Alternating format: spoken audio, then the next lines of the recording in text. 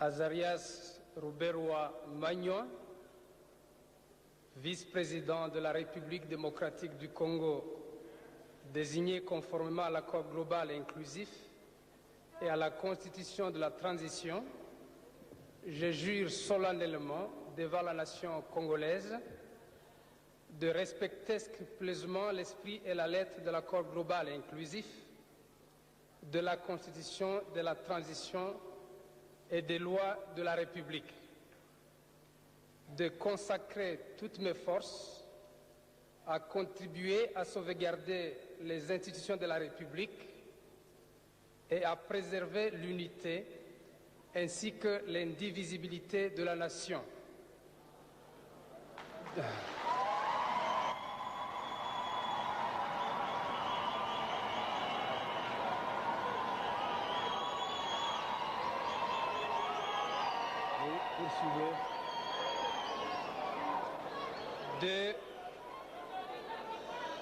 De remplir loyalement et en fidèle serviteur du peuple les hautes fonctions qui me sont confiées.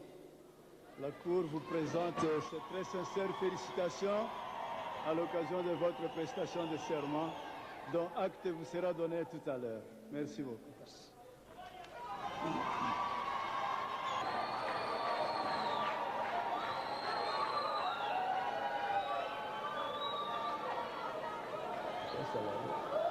Le problème, c'est de quitter les bureaux, de passer 4 heures, 6 heures, 2 heures, 8 heures, et rentrer et dormir, sans avoir un moment de réfléchir sur la vision de l'avenir de votre province, de votre entité, alors nous perdons le temps.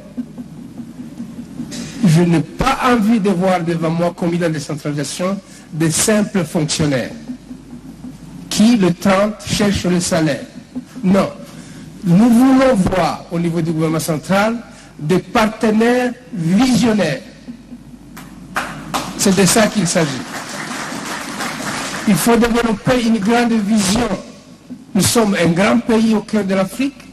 Vous dirigez des entités extrêmement importantes. Vous avez des millions d'âmes entre vos mains. Alors, développez de grandes visions. Poussez les horizons.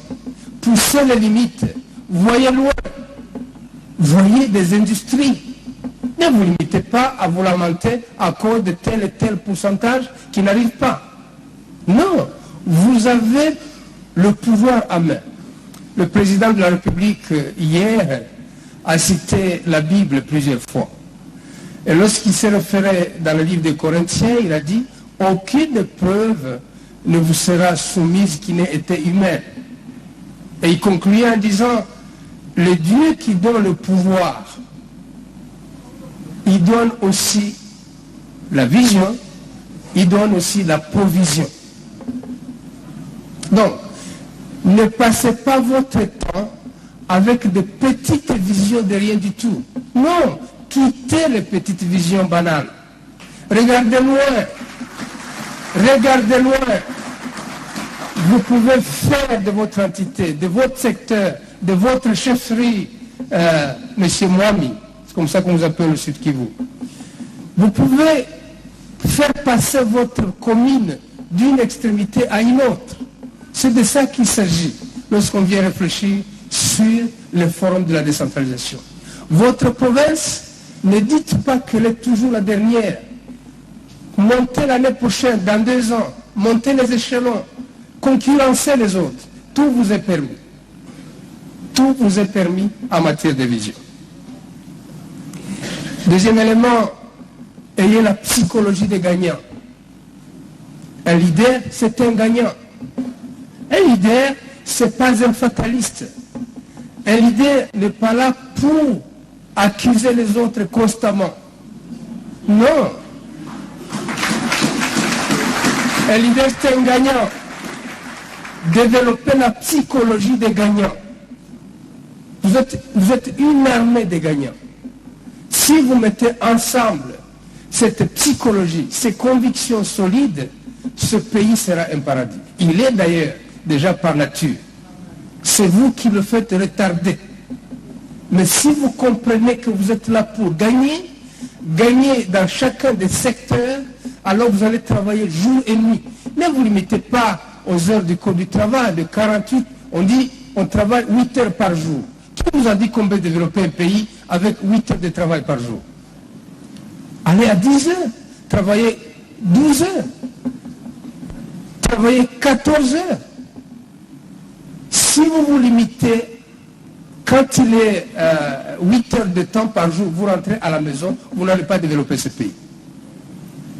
Et donc, ayez la psychologie des gens qui sont là pour gagner. Troisième élément, vous aurez des épreuves. C'est ça le leader. Aucun leader sérieux n'a vaincu, n'a changé l'histoire de sa contrée sans rencontrer des épreuves sur la route. Je n'en connais pas. Même Jésus a connu des épreuves. Il en est d'ailleurs mort.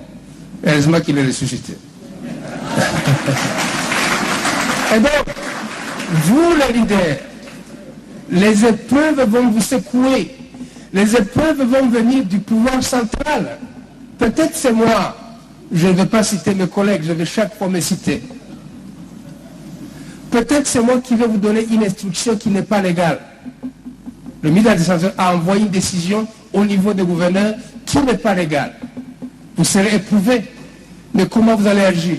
Avec maturité, avec pondération, avec dialogue, avec respect, sachant ce que vous voulez. Et vous l'obtiendrez à la fin de la journée. Les épreuves, vous les aurez. Les conditions de vie difficiles. Mais en même temps, ne vous compromettez pas. Si vous vous compromettez, vous perdez tout. Le leader, vous le leader, il y a des armes en votre possession. Il y en a beaucoup, j'en parle 3 seulement. La première arme la plus redoutable, c'est l'intégrité. Tous les épreuves, vous les aurez. Les conditions de vie difficiles. Mais en même temps, ne vous compromettez pas. Si vous vous compromettez, vous perdez tout. Le leader, vous le leader, il y a des armes en votre possession. Il y en a beaucoup, j'en parle 3 seulement. La première arme la plus redoutable, c'est l'intégrité. Tout leader intègre dans le monde, il est respecté, même par ses ennemis. Parce qu'on sait qu'on ne peut rien trouver de compromettant en lui. Il est dédié à la vérité, à la justice, à la droiture, à l'équité. Ce genre de leader, on ne va pas les trouver dans les vols, dans les tripotages, dans les faux en écriture, dans les changements, si vous voulez, de budget. Non, il est intègre. Il est intègre en public, il est intègre en privé. Est-ce que si on projetait sur ce tableau ou sur ces murs vos vies comme gestionnaire ou comme leader, vous seriez prêt à ce que la vie privée soit projetée sur ces murs? Vous voyez votre réaction? Si on dit on va projeter sur les murs la vie privée, pas que la vie publique, mais la vie privée aussi, beaucoup sortiraient de cette salle. Or, le leader, il est intègre. Et l'intégrité se pratique en public, elle se pratique en privé. Dans ce pays, même les chrétiens, et vous l'êtes beaucoup, on est intègre le dimanche. On ne peut rien faire de mal, on va à la messe, on rentre. Mais de lundi à vendredi, et pour les autres, de lundi à samedi, on n'est pas intègre. Alors, dans votre commune, si vous n'êtes pas intègre, mais la population le sait. Dans votre ville, si vous n'êtes pas intègre, la population le sait. Comment elle va vous respecter? Parce qu'elle connaît vos dessous des cartes. Gouverneur, soyez intègre. On a besoin, prochainement, l'un des critères pour les élections devrait être le niveau d'intégrité, le niveau de moralité. Lorsque les gouverneurs ne sont pas intègres, ça se sait. L'immoralité, abandonnez-la. Vous avez des armes entre vos mains. Soyez des modèles. Ne soyez pas corrompus. On ne peut pas bâtir cette nation avec la corruption.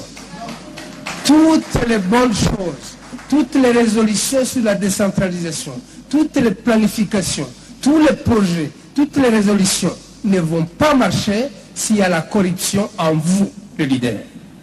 Il faut la quitter. Il faut la refuser. Vous n'allez pas mourir parce que vous êtes intègre, parce que vous n'êtes pas corrompu.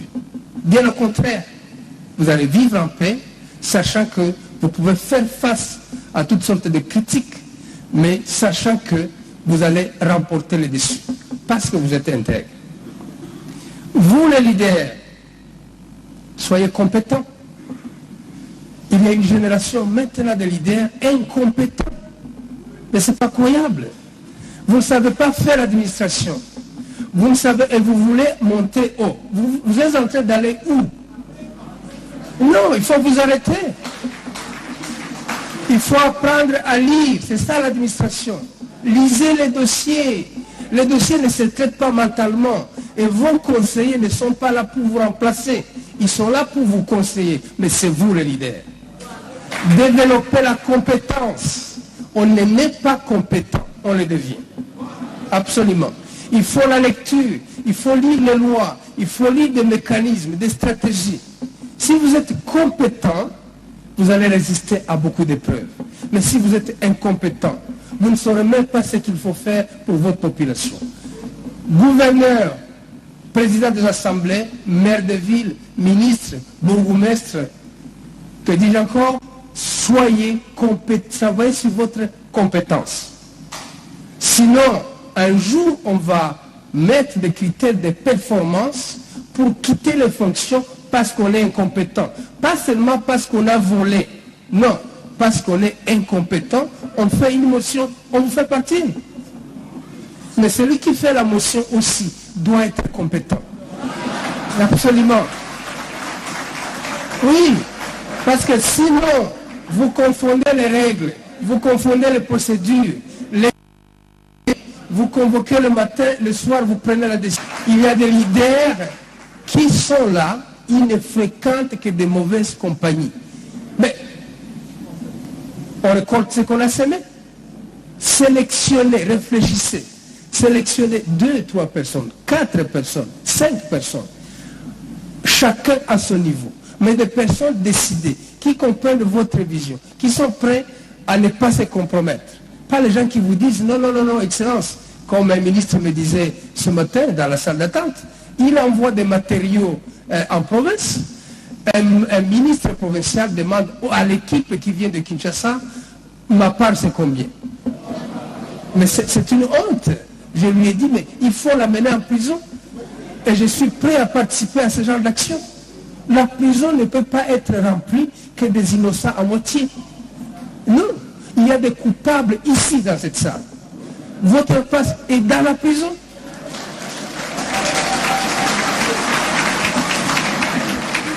Donc, nous devons agir comme agissant. Agissez avec votre dernière énergie. Suivez-moi très bien. Lorsque Dieu vous donne l'opportunité d'occuper une fonction, c'est ma règle. J'utilise ma dernière énergie au jour le jour pour laisser un impact. Mais si vous êtes là comme des figurants et vous entourez des gens qui vous disent « Ah non, non, non, non, il est temps de prendre un verre ». Et puis le verre, c'est 1 heure, c'est 2 heures, c'est 3 heures, c'est 4 heures, c'est 5 heures. Vous ne préparez même pas le lendemain. Et le lendemain, vous arrivez à 11 heures. À 14 heures, non, non, non, moi je me sens fatigué, je pars. Mais vous partez où d'abord? Hein? Un de vos conseillers doit vous dire, mais Excellence, il ne vous tenez pas la main. Quelqu'un de sérieux, travaillez s'il vous plaît, voici le dossier qu'il y a ici. Donc, ne faites pas de la complaisance. Le pays nous a tout donné, vous a tout donné. Nous sommes 80 millions, les fonctions que vous occupez. D'autres Congolais peuvent les occuper, vous ne le savez pas. Plus compétents, plus beaux, plus ainsi de suite. Mais pourquoi c'est vous? C'est votre ère, c'est votre histoire. Vous avez rendez-vous avec l'histoire. Alors il faut l'assumer. Ne perdez pas le temps. Un leader, je suis en train de citer, c'est un bon communicateur. Vous pouvez faire des milliers de bonnes choses. Mais si vous ne les faites pas savoir, un, vous n'édifiez pas les gens pour qui vous le faites. Deux, vous allez rester totalement incompris. Nous sommes à l'heure où la communication est très importante. Communiquez de façon positive. Sortez de chez vous.